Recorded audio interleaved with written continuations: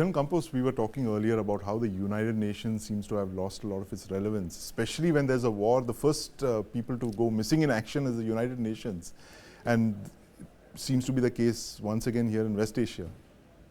Yeah, just as Aditya said just now, the United Nations is as good as its leadership, the way it has been set up. And when we talk about the leadership, it finally boils down to the permanent members of the Security Council. The P5, yes. And this is an issue that the government of India has been taking up again and again, in terms of stating that the membership of the Security Council, or at least the permanent membership, is reflective of what was the reality at the end of the Second World War. And what is happening today, 77, 78 years later, is that things are totally different. India is not what it was 78 years back. So to that extent, there is a sense that the leadership of the United Nations should be reflective of the influence of countries as it stands today, whether it's economic or political. And we all know that India is a power in being and a power of the future. And to that extent, time and again, this issue has been raised.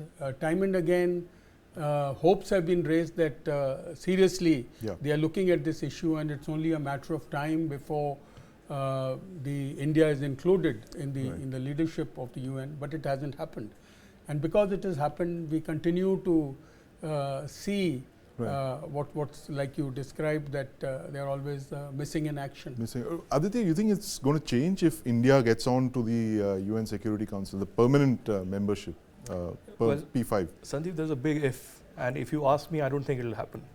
The technicalities of UN are such, and there's a fierce war of words that goes on, so there won't be a consensus. Even if the majority of the countries are of the opinion that India rightly deserves, and there are majority countries. I think 4 out of the 5 countries are open to India. In the P5, and overall, if we speak of the UNGA as well, I think most of the countries would back India, rightly so, and have stated that in several bilateral and multilateral conversations, but it's unlikely to happen.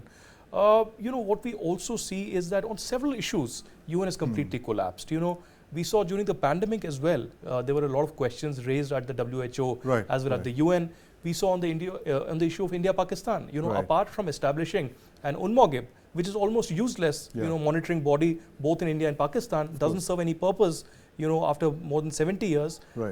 So the UN does not know how to reform itself, how to change with the times, and go, in a new direction, really. So what has really happened in the context of Israel and Palestine as well, UN is continuously speaking about humanitarian aid, but particularly about terrorism, it has shown no consensus, no willingness to in fact tackle terrorism. In fact, India, for instance, brought in the convention to combat terrorism in the year 1996. It's been more than 25 years now, and there's been no action at all, no consensus, even on defining terrorism. Even on defining terrorism, that's how complicated things are. But if the UN is so toothless, Aditya, why do we want to be part of it? Well, there's no other option or other body as of now. That's the last resort that each and every country goes to. It's like a punching bag, that everybody goes to, goes off the steam, all the anger goes off there. But it remains somewhere back of your mind, back of your, diplomacy. And speak about Middle East, speak about China, speak about Ukraine, Russia. I don't think in the last at least 30 to 40 years there hasn't been any significant conflict that UN has been able to resolve. No conflict. General Campos, is there any conflict at all in the last 70, 80 years that the UN has resolved? There have been a few, but very few and far between. Few and far. But generally it doesn't sort of get the consensus to go through with the entire thing. At one time we blamed the Cold War, and to that extent you could never get a consensus in the Security Council to deal with issues, to even send peacekeepers to these countries where conflicts were taking place. But then when the Cold War ended in the beginning of the 1990s, there was a sense that things would change.